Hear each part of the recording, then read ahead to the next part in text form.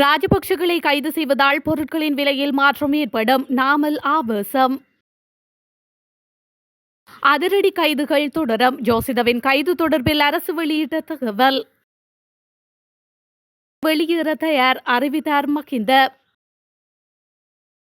உள்ளூராட்சி மன்ற தேர்தல் வெளியான அறிவிப்பு. அரிசி விலை தொடர்பில் வெளியான அதிர்ச்சி தகவல்.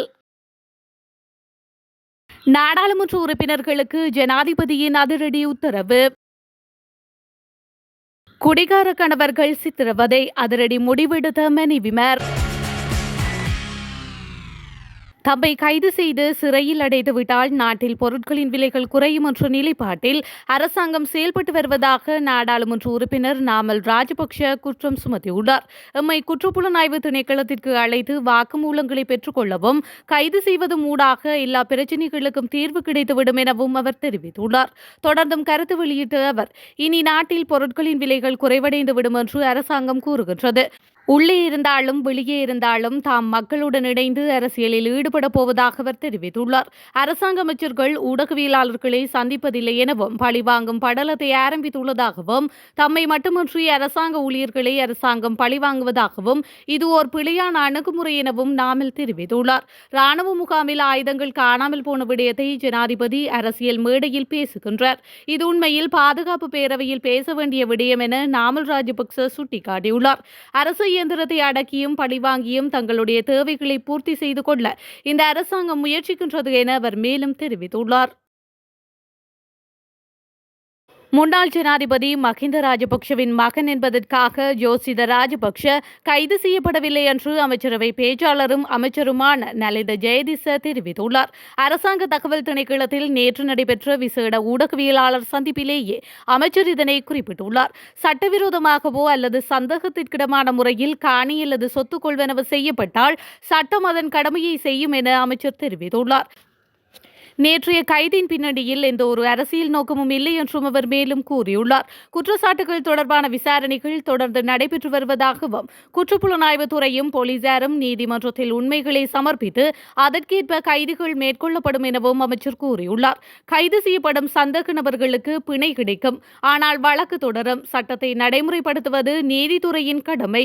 அரசாங்கம் அதை எளிதாக்குகின்றது என அமைச்சர் மேலும் தெரிவித்துள்ளார். நேற்று காலை குற்றப்புலனாய்வு பிரிவினரால் கைது செய்யப்பட்ட ஜோசித ராஜபக்ஷவை எதிர்வரும் 27ஆம் தேதி வரை விளக்கமறியலில் வைக்குமாறு கொழும்பு மேலதிக நீதவான் உத்தரவிட்டுள்ளமையும் குறிப்பிடத்தக்கது.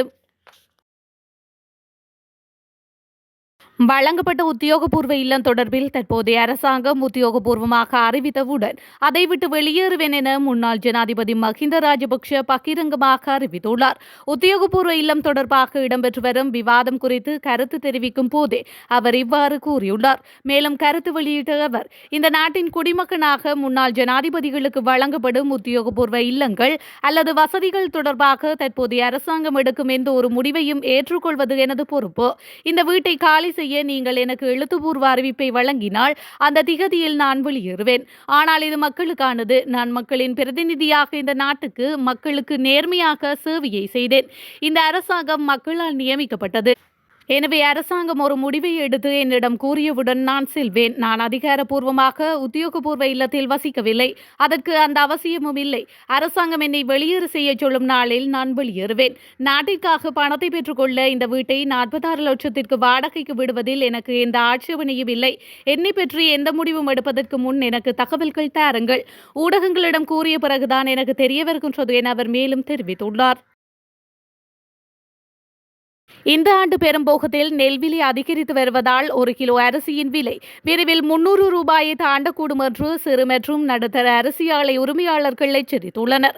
தற்போது 1 கிலோ நெல்லின் கொள்முதல் விலை 140 தொடக்கம் 170 ரூபாவாக உயர்ந்துள்ளது. இதனால் உற்பத்தி செலவுகள் அதிகரித்துள்ளன. சமீப நாட்களில் ஈரநெல்லின் விலை கிலோவிற்கு 115 தொடக்கம் 120 உயர்ந்துள்ளதாக சந்தை வட்டாரங்கள் தெரிவிக்கின்றன. இதற்கு பதிலளிக்கும் விதமாக அரசாங்கம் சிறு மற்றும் நடுத்தர நெல் ஆலை உரிமையாளர்களுக்கு ஓடபான கடன்களை வழங்கியுள்ளது. இதனால் அவர்கள் ஈரநெல் கிலோவிற்கு 95 மற்றும் உலர்ந்த நெல் 115 விலையில் வாங்க முடியும். கூடுதலாக சம்பா நெல் கொள்முதலுக்கு கிலோவிற்கு 120 மற்றும் கீரி சம்பாவிற்கு 130 என்ற விலையில் கடன்கள் வழங்கப்படுகின்றன. இந்த நடவடிக்கைகள் இருந்தபோதிலும் உத்தரவாத நெல் விலையை அரசாங்கம் அறிவிப்பதில் ஏற்படும் தாமதங்கள் குறித்து விவசாயிகள் விரக்தியடைந்துள்ளனர். உள்ளூராட்சி மன்ற தேர்தல்கள் எதிர்வரும் ஏப்ரல் மாதத்தில் நடைபெறும் என்று எதிர்பார்க்கப்படுவதாக தேர்தல்கள் ஆணையாளர் நாயகம் சமன் ஸ்ரீ ரத்நாயக்க தெரிவித்துள்ளார். உள்ளூராட்சி மன்ற தேர்தல்கள் தொடர்பான சிறப்பு ஏற்பாடுகள் மசோதா நாடாளுமன்றத்தில் நிறைவேற்றப்பட்ட பின்னரே தேர்தல்கள் தொடர்பான முடிவுகள் சாத்தியமாகும் என்றும் அவர் குறிப்பிட்டுள்ளார். மாத்தறை பகுதியில் நடைபெற்ற நிகழ்ச்சி ஒன்றில் பங்கேற்ற போதே சமன் ஸ்ரீ ரத்நாயக்க இதனை தெரிவித்துள்ளார். இதற்கிடையில் தேர்தல் ஆணையாளர் நாயகம் சமன் ஸ்ரீ ரத்நாயக்க தேர்தல் தொடர்பான வழக்குகளை விசாரிக்க தனி நீதிமன்றம் ஒன்றை நிறுவ வேண்டியதன் அவசியம் குறித்தும் மேலும் தெரிவித்துள்ளார். முடிந்தவரை தொலைபேசி அழைப்புகளுக்கு பதிலளிக்குமாறு ஜனாதிபதி அனுரகுமார திசாநாயக்க அரசு அமைச்சர்கள் மற்றும் நாடாளுமன்ற உறுப்பினர்களுக்கு அறிவுறுத்தியுள்ளார். ஆளும் கட்சி நாடாளுமன்ற குழுக்களின் கூட்டத்தில் ஜனாதிபதி இந்த அறிவிப்பை வெளியிட்டுள்ளார். பொதுமக்களிடமிருந்து வரும் தொலைபேசி அழைப்புகளுக்கு பதிலளித்து அவர்களின் பிரச்சினைகளை உடனடியாக தீர்க்க தேவையான நடவடிக்கைகள் எடுக்கப்பட வேண்டும் என்றும் அவர் சுட்டிக்காட்டியுள்ளார். அரசாங்க அமைச்சர்கள் பொதுமக்கள் மற்றும் பத்திரிகையாளர்களின் தொலைபேசி அழைப்புகளுக்கு பதிலளிப்பதில்லை என்ற குற்றச்சாட்டு தொடர்ந்து இந்த அறிவிப்பை ஜனாதிபதி வெளியிட்டுள்ளமையும் குறிப்பிடத்தக்கது. குடிகார கணவர்களால் தினமும் சித்திரவதையை அனுபவித்து அவர்களின் மனைவிகளான தோழியர் இருவரும் திருமணம் செய்த சம்பவம் பரபரப்பை ஏற்படுத்தியுள்ளது. இந்த சம்பவம் இந்தியாவின் உத்தரப்பிரதேச மாநிலத்தில் இடம்பெற்றுள்ளது. இது தொடர்பில் மேலும் தெரிய வருகையில் உத்தரப்பிரதேசத்தில் உள்ள கோராக்பூரைச் சேர்ந்தவர் கவிதா சமூக வலைதளங்களில் தீவிரமாக செயல்பட்டு வந்த இவருக்கு 6 ஆண்டுகளுக்கு முன் இன்ஸ்டா வாயிலாக குஞ்சா என்ற பெண் அறிமுகமானார்.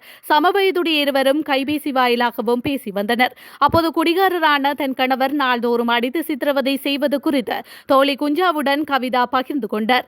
அவரும் இதே நிலையை அனுபவிப்பதாக கூறி தன் கஷ்டங்களை கவிதாவிடம் கூறி புலம்பியுள்ளார். இருவரும் குடிகார கணவர்களால் தங்களுக்கு ஏற்படும் அவலங்களை அடிக்கடி பகிர்ந்த சூழலில் நாம் என் குடிகார கணவர்களுடன் வாழ வேண்டும் என விவாதிக்க தொடங்கியுள்ளனர். கணவனை பிரிந்த பின்னர் என்ன செய்வது என்பது குறித்தும் அவர்கள் ஆலோசித்தனர். முடிவில் கணவர்களை பிரிந்து திருமணம் செய்து கொள்ள கவிதா மற்றும் குஞ்சா முடிவு செய்தனர். உடனடியாக இதற்கான வேலைகளை தொடங்கியவர்கள் வீட்டை விட்டு வெளியேறி தியோரியா நகரில் உள்ள சோட்டா காசி எனப்படும் சிவன் கோயிலில் மாலை மாற்றி நேற்று திருமணம் செய்து கொண்டனர். இதில் மணமகனாக மாறிய குஞ்சா கவிதாவின் நெற்றியில் குங்குமம் வைத்து மனைவியாக்கிக் கொண்டார். இதுகுறித்து குஞ்சா கூறுகையில், குடிகார கணவர்களால் சொல்ல முடியாத சித்திரவதையை அனுபவித்தோம். எனவே தான் அன்பு மற்றும் அமைதிக்காக புதிய வாழ்க்கையை தேர்ந்தெடுத்துள்ளோம் என்று அவர் தெரிவித்துள்ளார்.